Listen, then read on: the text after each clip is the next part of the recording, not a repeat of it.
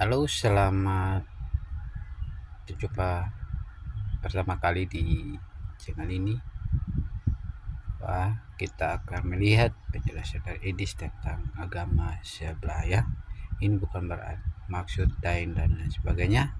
Cuma kita mendengar supaya kita dapat wawasan, pengetahuan buat kita semua dimanapun kita berada, walaupun kita berseberangan, tetapi kita saling melengkapi dalam satu tujuannya untuk memperoleh keselamatan yang kekal. Demikian, akan menyaksikan video berikutnya. Pakar-pakar, saya nggak mau menyebutkan diri saya pakar ya, walaupun saya udah 13 tahun mengkaji agama Islam. Saya belum berani mengatakan diri saya pakar. Al-Quran tidak bisa diandalkan untuk menyusun, untuk merekonstruksi biografi Muhammad. Nggak bisa. Kita tidak akan bisa menggambarkan sosok Muhammad kalau kita baca Al-Quran, karena namanya cuma disebut 4 kali. Muhammad itu cuma 4 kali disebut dalam Quran. Dia bukan bapak dari siapapun, dari laki-laki di antara kalian. Nah, sekarang banyak orang ngaku-ngaku Habib, padahal dalam Al-Quran dikatakan makana Muhammadin aba ahadim mir rizalikum. Muhammad itu bukanlah bapak dari seorang satu pun laki-laki di antara kalian. Tapi zaman sekarang saya turunan Nabi. Banyak orang Islam minum bekas air cucian kakinya. Saya udah mendidik orang Islam gitu, dan sekarang udah banyak nih tokoh-tokoh Islam muncul, ngomong, mereka bersuara gitu loh.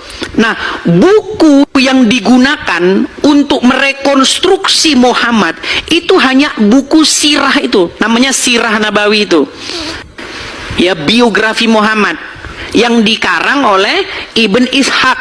Itu pun bukunya udah nggak tahu di mana,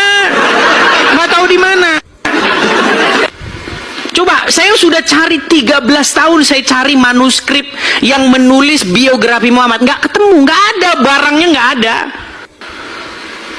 gitu loh. Kita cuma bisa ketemu buku-buku sirah itu yang dicetak di toko-toko buku itu, tapi sumber utamanya kita nggak tahu di mana. Konon katanya berasal dari Ibn Ishaq ya, ditulis ulang oleh Ibn Hisham, ya kan? Tapi naskah manuskripnya nggak tahu di mana. Nah, sedangkan Ibn Ishaq atau Ibnu Hisham itu nggak ketemu sama Muhammad, beda generasi, beda jauh, gitu loh. Ayo silakan yuk, kalau mau belajar, mau diskusi akademis, ayo. Ya, saya undang pakar-pakarnya yang akademis, yuk. Anda mau sejauh mana? Saya turutin. Yang sudah kuliah, sudah sampai sarjana profesor, ya, yang mempelajari agama Islam, itu sudah saya debat semua. Dari yang mulai awam yang nggak tahu apa-apa, sampai yang mulai kelas tinggi, udah saya debat semua, sudah saya ajak diskusi. Jadi lebih mudah ya, menghancurkan Islam itu kalau kita diskusi dengan orang pakarnya agama Islam. Maksud menghancurkan di sini adalah menghancurkan pondasi-pondasi agama Islam. Ya, sebenarnya Islam itu datang dari mana, ya kan?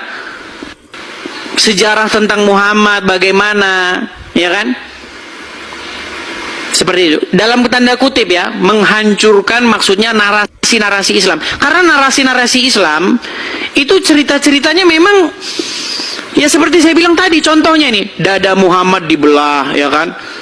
Diambil dalemannya ini, hatinya Muhammad tuh diambil katanya, dicuci pakai air jam-jam, kemudian dimasukkan iman dan kebajikan. Sejak kapan iman dan kebajikan itu macam botol aqua kayak begini?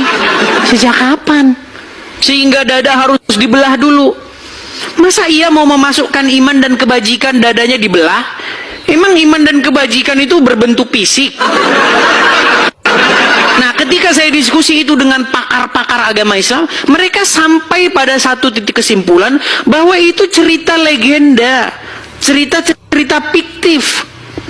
Makanya saya bilang, kalau ngobrol sama pakar-pakarnya, itu memang Ya, demikian video yang barusan kita nonton, kiranya bermanfaat bagi saudara-saudara kita agar lebih lagi untuk dapat memahami dan mengerti dengan baik. Sampai jumpa di video berikut. Terima kasih.